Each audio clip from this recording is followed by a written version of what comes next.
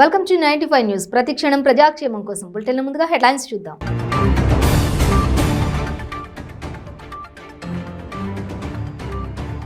RSS పై కాంగ్రెస్ అగ్రనేత రాహుల్ గాంధీ తీవ్ర విమర్శలు. ఎలా ఉండకూడదో తెలిసిందని ఎద్దేవా.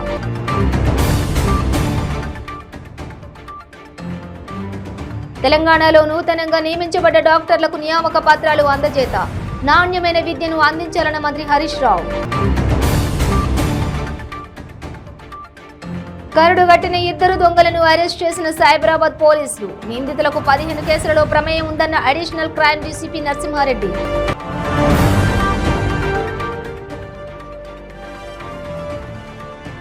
రంగారెడ్డి జిల్లాలోని శంషాబాద్లో అయ్యప్ప స్వాముల ఆందోళన. తక్షణమే పీడీ యాక్ట్ నమోదు చేయాలని డిమాండ్. ఇక డీటెయిల్స్ చూస్తే కేంద్రంలో అధికారంలోని బీజేపీ రాష్ట్రీయ స్వయం సేవక్ సంఘంపై కాంగ్రెస్ అగ్రనేత తీవ్ర విమర్శలు చేశారు. ఎలా ఉండకూడదో, ఎలాంటి పనులు చేయకూడదనే విషయాన్ని తాను బీజేపీ ఆర్ఎస్ఎస్ని చూసి నేర్చుకున్నానని చెప్పారు. ఈ విషయంలో వాటిని తన గురువుగా భావిస్తానంటూ ఎద్దేవా చేశారు. ఇక భారత్ జోడో యాత్ర పేరుతో దేశవ్యాప్తంగా పాదయాత్రను అడ్డుకోవాలని బీజేపీ కుట్ర చేస్తోందని రాహుల్ ఆరోపించారు.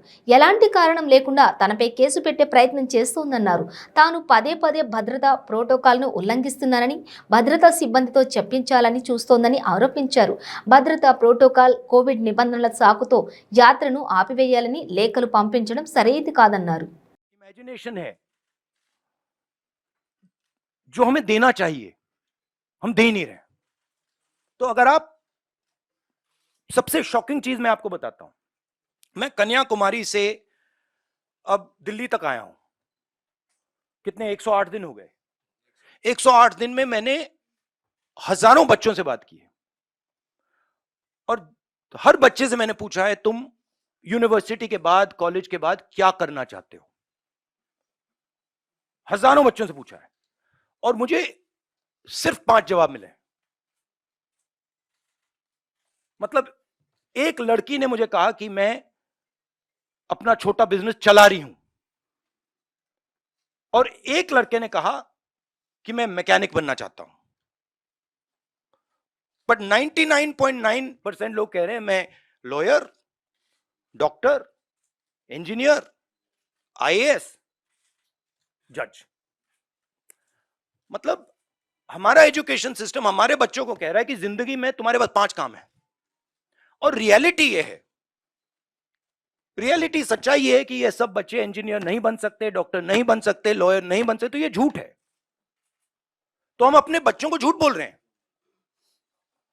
मैं पूछता हूं, बच्चे आते हैं कहते हैं क्या करना चाहते हो. आईएएस. अच्छा, आईएएस में कितने लोग जाते हैं हर साल?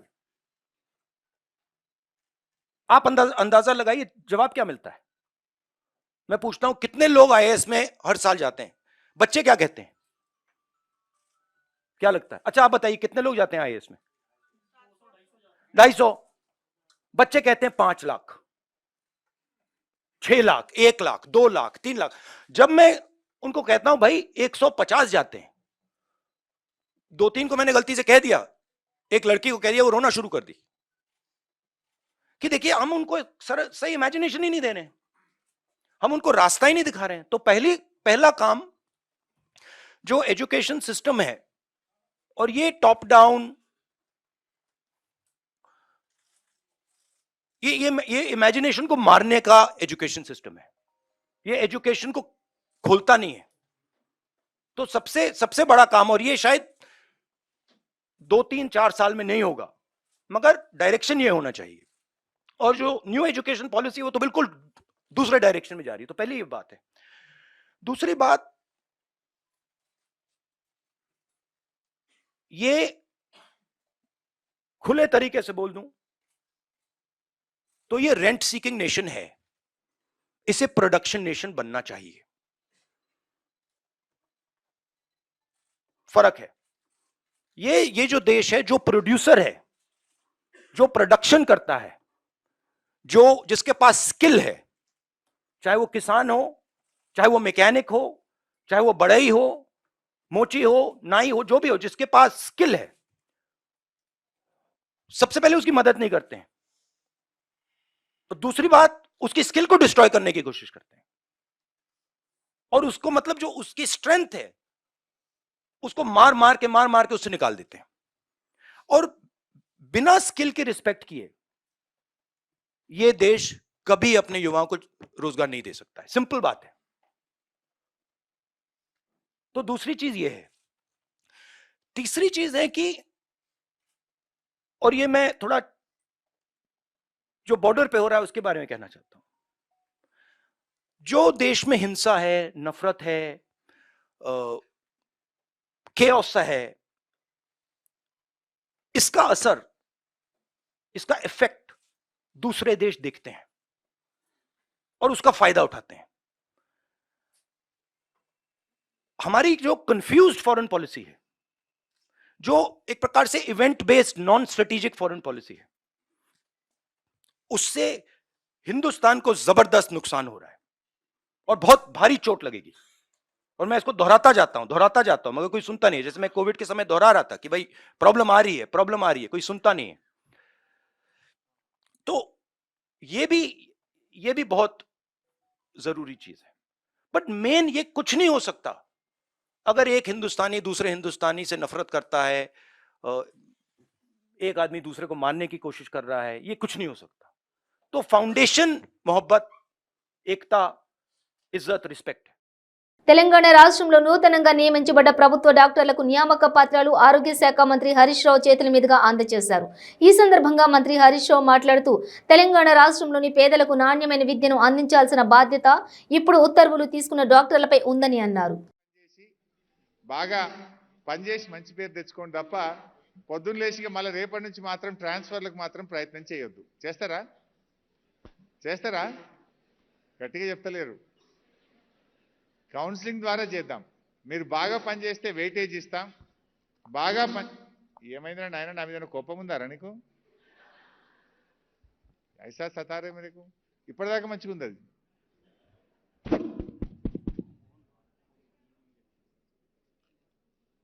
అయితే దయచేసి మీరు కూడా మంచి సేవలు అందించండి. పనిచేసే వారికి రేపు కౌన్సిలింగ్లో కూడా వారికి వెయిటేజ్ ఇస్తాం.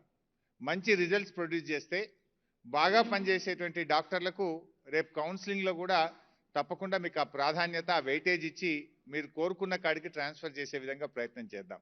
ఇప్పుడు మీరే చూశారు, ఎక్కడ కూడా పైరేవిలకో ఇంకో దానికో ఆస్కారం లేకుండా నియామకాల్లో కానీ పోస్టింగుల్లో కూడా మీ ర్యాంకు ఆధారంగానే పోస్టింగ్లు ఇచ్చారు తప్ప ఎక్కడ కూడా అవకాశం లేకుండా చేశాం. సో మీరు దీన్ని రేపు భవిష్యత్తులో మీ పనితనంలో కూడా దాన్ని చూపించాలి. ఎంత బాగా పనిచేస్తారు, ఎంత మంచి పేద ప్రజల మన్నల్ని పొందుతారన్నది చాలా చాలా ముఖ్యమైనటువంటిది. ఇలా మీరు నిత్య విద్యార్థి లాగానే ఉండాలి. వైద్య వృత్తి అంటే almost lifetime you are a student. ఎప్పటికప్పుడు మరి సమాజంలో హెల్త్ డిపార్ట్మెంట్లో వస్తున్న మార్పుల్ని నేర్చుకుంటూ అప్గ్రేడ్ అవుతూ మనం చక్కగా ముందుకు పోవాల్సినటువంటి అవసరం ఉంటుంది. ఇవాళ తెలంగాణ వైద్య రంగం చాలా అద్భుతంగా పనిచేస్తూ ఉంది. ఇవాళ మీరు ఒకటే విషయం ఆలోచించండి. గౌరవ ముఖ్యమంత్రి కేసీఆర్ గారి నాయకత్వంలో ఇవాళ తెలంగాణ ఎంబీబీఎస్ సీట్లలో దేశంలో నంబర్ 1 స్థానంలో ఉన్నాం మనం. కొంతమంది అంటుంటారు తెలంగాణ వస్తే ఏమొచ్చింది, తెలంగాణ వస్తే మాకేమొచ్చింది అంటే ఏమొచ్చింది? మా పిల్లలకి ఇవాళ ఉద్యోగాలు వచ్చినాయి. తెలంగాణ వచ్చింది కనుక, తెలంగాణ వచ్చింది కనుక కొత్తగా మెడికల్ కాలేజీలు వచ్చినాయి రాష్ట్రంలో. ఒకప్పుడు తెలంగాణ రాకముందు మొత్తం తెలంగాణలో 5 ప్రభుత్వ మెడికల్ కాలేజీలు ఉండేటి. కానీ ఈరోజు తెలంగాణలో ప్రభుత్వ రంగంలో మెడికల్ కాలేజీల సంఖ్య 17కు చేర్చగలిగినాం.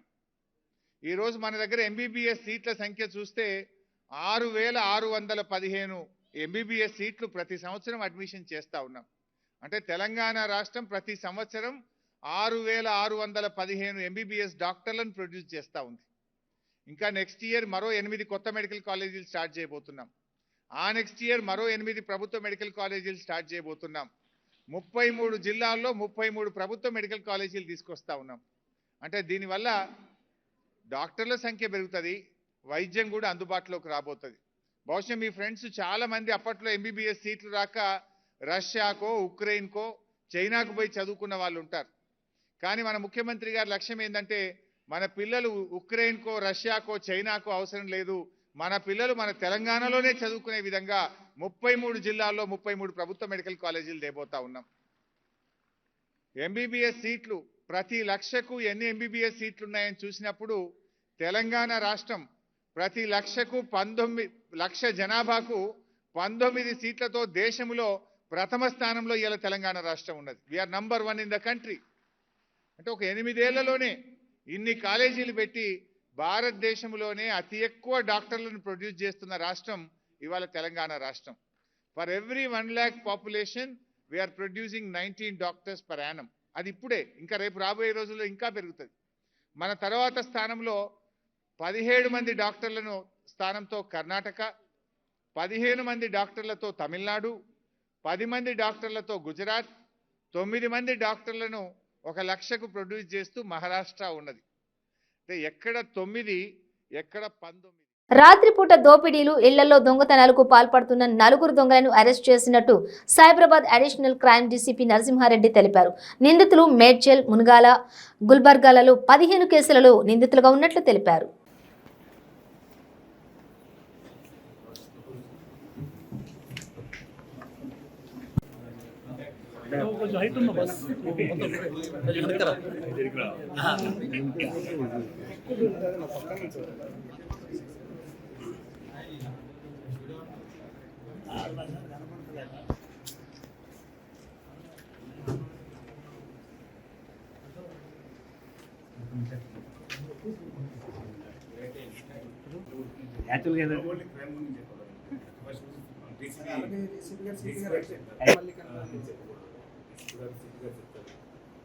సో క్రైమ్ పరంగా మాత్రం మేము ఏమైనా నేను అంటే సాధ్యంతో మాట్లాడు, ఎస్పెషల్లీ బాల్మన్ జోన్ ఈ క్రైమ్లో కంట్రోల్లో ఉంటాయి.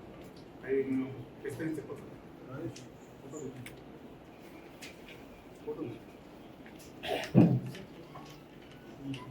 రంగారెడ్డి జిల్లాలోని శంషాబాద్లో ఆందోళన చేపట్టిన అయ్యప్ప స్వాములు, హిందూ సంఘాల నేతలు బైరి నరేష్కు వ్యతిరేకంగా నినాదాలు చేస్తూ భారీ నిరసన ప్రదర్శన చేపట్టారు.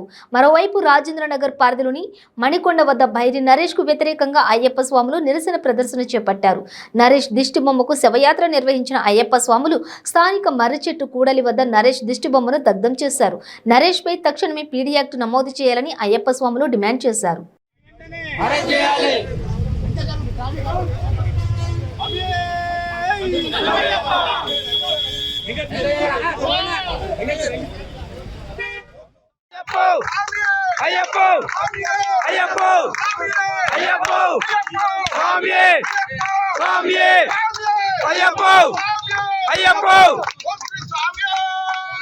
శరణమయ్యప్ప,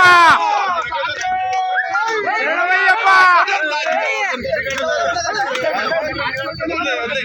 స్వామి స్వామి స్వామి స్వామి శరణం, స్వామి శరణం.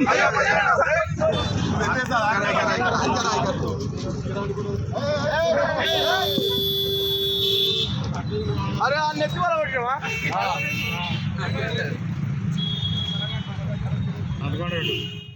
జనగామ జిల్లాలోని బాణపురం వెంకటేశ్వర స్వామి ఆలయంలో యాదాద్రి దేవస్థానం సిద్ధాంతి శిరోమణి ప్రపంచ ఆస్ట్రాలజీ అమెరికన్ సంస్థ శాశ్వత సభ్యత్వం గల శ్రీ కృష్ణమాచార్య ప్రత్యేక పూజలు చేశారు. రిపీట్, శ్రీ కృష్ణమాచార్య ప్రత్యేక పూజలు నిర్వహిస్తున్నారు. ఈ సందర్భంగా ఆయన మాట్లాడుతూ ప్రజలు అధిక సంఖ్యలో పాల్గొని దేవుని కృపకు పాత్రులు కావాలని కోరారు.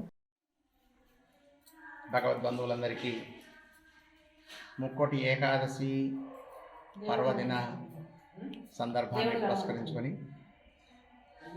భగవద్బంధువులందరికీ కూడా స్వాగతం. మన జనగామ పట్టణంలో బాణాపురంలో వేయించేస్తున్నటువంటి శ్రీ వెంకటేశ్వర స్వామి సన్నిధిలో పరమహంస పరివ్రాజకులు, జగదాచార్యులు, అపర రామానుజులు, శ్రీ శ్రీ శ్రీ తిరునిచ్చిన శ్రీమన్నారాయణ రామానుజ జీయర్ స్వామి వారి పరిపూర్ణ అనుగ్రహంతో ముక్కోటి ఏకాదశి ఉత్సవాలు ఘనంగా జరగబోతున్నాయి. ముక్కోటి ఏకాదశి అంటే వైకుంఠ ఏకాదశి అని పేరు, ముక్కోటి ఏకాదశి అని పేరు. 39 అన్నట్టుగా 33 కోట్ల మంది దేవతలు అందరూ కూడా స్వామిని సేవించి తరించేటువంటి రోజు. అందరూ కూడా స్వామి సన్నిధికి వస్తారు, స్వామిని సేవిస్తారు. స్వామి గరుడ వాహనారూఢుడై లోపల నుంచి ఉత్తర ద్వారం గుండా బయటికి స్వామి వేయించేస్తారు. ఆ వేయించేస్తున్నటువంటి సమయంలో స్వామిని సేవించుకోవడము అనేటువంటిది వైకుంఠ ద్వార దర్శనము అని నియమం. సహజంగా మన వాళ్ళందరూ కూడా ఉత్తర ద్వారం నుంచి వెళ్ళాలి అని అనుకుంటారు. కానీ నియమం ఉత్తర ద్వారం నుంచి స్వామి బయటకు వేయించేస్తారు. పొరపాటుగా ఉత్తర ద్వారం గుండా వచ్చేటువంటి స్వామిని సేవించి ధరించాలి అని నియమం. ఆ ఉత్సవాన్ని మన స్వామి సన్నిధిలో విశేషంగా చాలా వైభవపేతంగా మనం అందరం కలిసి జరుపుకుందాం. ఉదయం 3 నుంచి స్వామికి ఆరాధనాది కార్యక్రమాలు ఆరంభమవుతాయి. వేదపారాయణాలు, ధనుర్మాస నిత్య కైంకర్యాలన్నీ ఆరంభమై 4 గంటలకి స్వామికి సువర్ణ పుష్పాలు అంటే బంగారు పుష్పాలతో స్వామికి సహస్రనామార్చన కార్యక్రమం ఉంటుంది. ఆ తర్వాత స్వామికి మంగళాశాసనం సాత్మరై, ఆ తర్వాత మళ్ళీ సేవార్థులందరికీ కూడా విశేషంగా స్వామికి అర్చనలు జరిపించేటువంటి ఒక వెసులుబాటు కల్పించారు. ఆ తర్వాత దాంతోపాటుగా ద్రవిడ ప్రబంధ పారాయణాదులు సాగుతాయి. సాయంకాలం 5 గంటలకి స్వామికి విశేష కళ్యాణోత్సవాన్ని కూడా ఏర్పాటు చేయడం జరిగింది. స్వామికి సాయంత్రం 5 గంటలకి విశేష కళ్యాణోత్సవంలో అందరూ పాల్గొని ఉదయకాలంలో జరిగే కార్యక్రమాల్లో పాల్గొనడమే కాకుండా సాయంకాలం కోరుట్ల నియోజకవర్గం మెట్పల్లి పట్టణంలోని లయన్స్ క్లబ్ ఆధ్వర్యంలో ఉచిత కంటి పరీక్షలు నిర్వహించారు. ఉచిత మెడికల్ క్యాంపును కోరుట్ల ఎమ్మెల్యే కల్వకుంట్ల విద్యాసాగర్ రావుతో కలిసి జిల్లా జడ్పీ చైర్పర్సన్ దావా వసంత్ సురేష్ ప్రారంభించారు. ఈ కార్యక్రమంలో Mallapur MPP Sarojana Adireddy, Lions club members, నాయకులు, ప్రజాప్రతినిధులు తదితరులు పాల్గొన్నారు.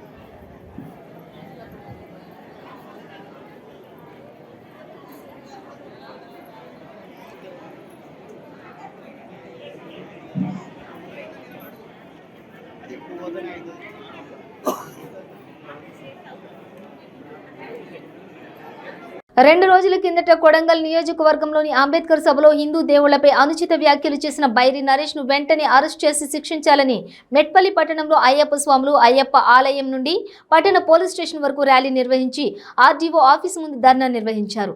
అనంతరం మెట్పల్లి పట్టణ పోలీస్ స్టేషన్ తో పాటు ఆర్డీఓ వినోద్ కుమార్ కు ఫిర్యాదు అందజేశారు.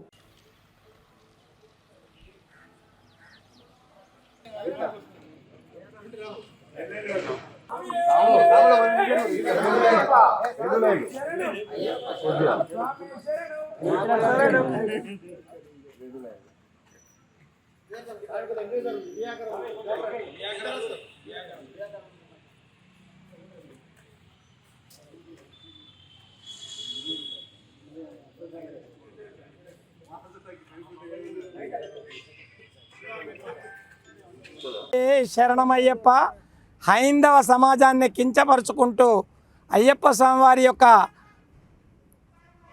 దేవుడిని కించపరిచి అసభ్యకరమైనటువంటి వ్యాఖ్యలు చేసినటువంటి యొక్క నరేష్ గారిని ఉరి తీయాలి.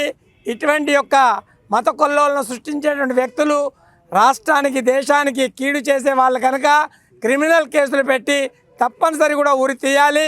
ఇంకొకరికి కూడా బుద్ధి వచ్చే ప్రకారంగా శిక్షించాలి. హరిహరపుత్రుడు శ్రీ స్వామి అయ్యప్ప శివుడు విష్ణుమూర్తి యొక్క ముద్దుల తనయుడు మొత్తం హైందవ సమాజాన్ని అవమానపరిచిన విధంగా మాట్లాడినటువంటి యొక్క స్వామిని శిక్షించి ఉరి తీయాలి. స్వామి శరణం, స్వామి శరణం, స్వామి శరణం. మైనార్టీ ఫైనాన్స్ కార్పొరేషన్ ద్వారా రుణాలకు అంచనాకు మించి ఎక్కువ అప్లికేషన్లు వస్తున్నాయి కాబట్టి బడ్జెట్ని పెంచాలని, అలాగే గడువు తేదీ కూడా పెంచాలని జగిత్యాల జిల్లా మెట్పల్లిలో ముస్లిం హక్కుల పోరాట సమితి సభ్యులు మహమ్మద్ ఫరీద్ కోరారు. తెలంగాణ ప్రభుత్వం మైనార్టీ ఫైనాన్స్ కార్పొరేషన్ ద్వారా ఏదైతే రుణాలు మంజూరు చేసిందో అంచనాకు మించి ఎక్కువ అప్లికేషన్లు వస్తున్నాయి కాబట్టి బడ్జెట్ను ఇంకా ఎక్కువ శాతం పెంచాలని అలాగే మరియు ఈ గడువు తేదీ 5 వరకు చేసింది. ఈ గడువు తేదీని ఇంకా పెంచితే బాగుంటుంది, నిరుద్యోగ యువకులకు ఇది లాభం జరుగుతుందని అనుకుంటున్నాం. ప్లస్ అలాగే ఇక్కడ మీ సేవల దగ్గర చాలామంది బారులు చేస్తున్నారు జనాలు. ఈ గడువు సమయం దగ్గర ఉంది కాబట్టి అందరూ ఈ వచ్చేది కొంచెం ప్రాబ్లం అవుతుంది కాబట్టి మీ గడువు సమయాన్ని పెంచితే బాగుంటుంది. మరియు అలాగే బడ్జెట్ కూడా ఎక్కువ పెంచితే బాగుంటుందని ముస్లిం హక్కుల పోరాట సమితి నుంచి జగిత్యాల జిల్లా నుంచి తెలంగాణ ప్రభుత్వంతో విన్నవించుకుంటాం. అయ్యప్ప స్వామిపై భైరి నరేష్ చేసిన అనుచిత వ్యాఖ్యలకు నిరసనలు పలు ప్రాంతాల్లో జరుగుతున్నాయి. సంగారెడ్డి జిల్లా జహీరాబాద్ పట్టణంలోని భవానీ మందిర్ నుండి జాతీయ రహదారిపై అయ్యప్ప స్వామి భక్తులు ర్యాలీ నిర్వహించారు. భైరి నరేష్ పై కఠిన చర్యలు తీసుకోవాలని డిమాండ్ చేస్తూ ఆర్డీఓకు వినతి పత్రం సమర్పించారు.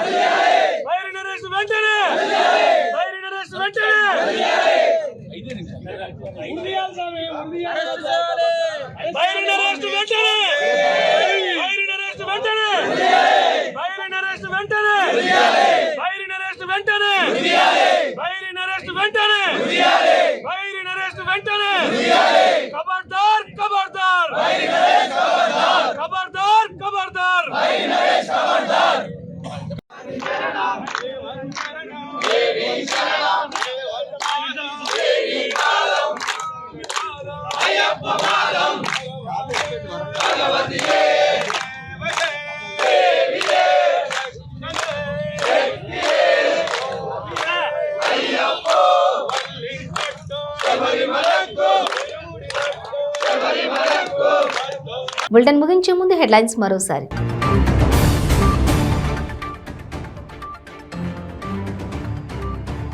ఆర్ఎస్ఎస్ పై కాంగ్రెస్ అగ్రనేత రాహుల్ గాంధీ తీవ్ర విమర్శలు. ఎలా ఉండకూడదో తెలిసిందని ఎద్దేవా.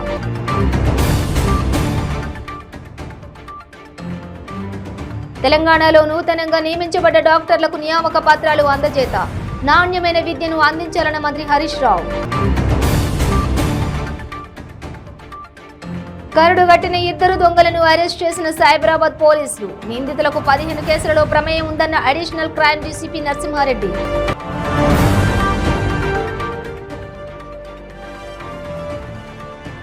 రంగారెడ్డి జిల్లాలోని శంషాబాద్లో అయ్యప్ప స్వాముల ఆందోళన. తక్షణమే పీడీ యాక్ట్ నమోదు చేయాలని డిమాండ్. ఇవి బులెటిన్ డీటెయిల్స్. చూస్తూనే ఉండండి 95 న్యూస్.